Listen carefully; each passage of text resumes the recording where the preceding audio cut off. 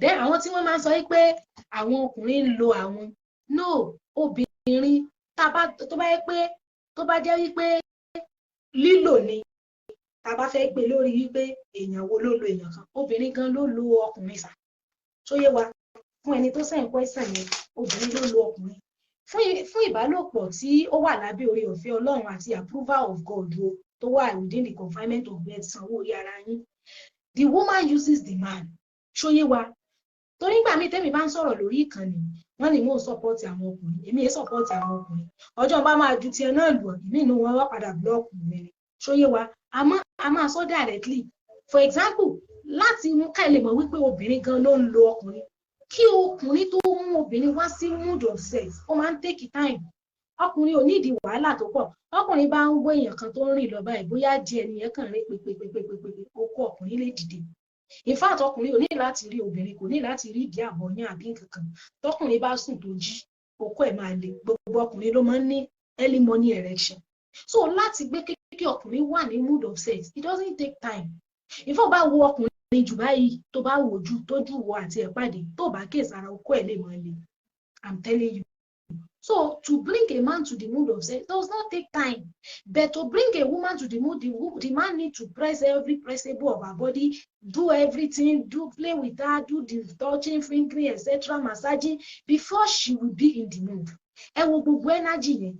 So yẹ wa kí ọkùnrin tó lè challenge serotonin àti cortisol lára obìnrin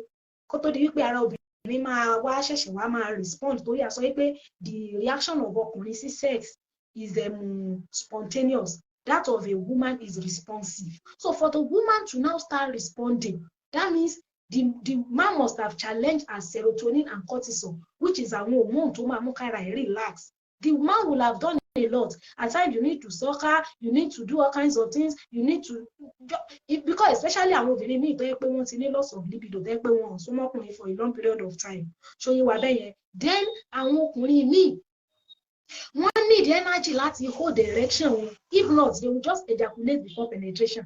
so fún ọkùnrin láti lè ní agbára láti hold the erection títí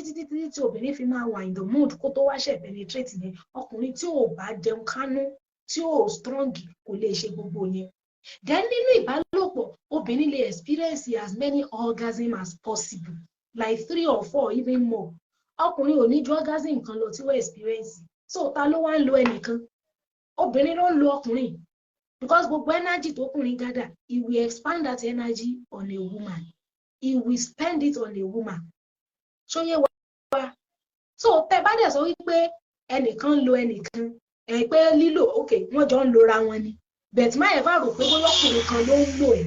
reason tí mo fi lè approve ọkùnrin ń lò ẹ̀ ni pé bóyá tí ò bá san owó orí ẹ̀ tó yẹ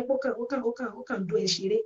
bẹ́ẹ̀ tó bá yẹ kó ti fẹ́ sílé ẹ ti jọ fẹ́ ẹjọ́ ń lora yín ni fáàtì wo obìnrin kan ń lo ọkùnrin torí ẹ̀jẹ̀ tọkùnrin ó lò láti fi súnmọ́ obìnrin agbára tọkùnrin ń lò láti do obìnrin mo sọ pé ó ju agbára àwọn